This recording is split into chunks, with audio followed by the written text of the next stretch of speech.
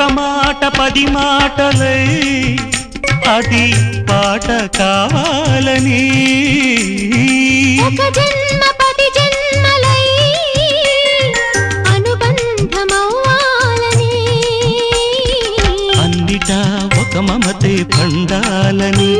అది దండలో దారమై ఉండాలని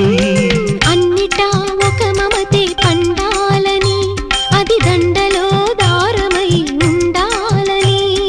కడలిలో అలలుగా కడలేని కలలుగా నిలిచిపోవాలని పాడవే కోయిలా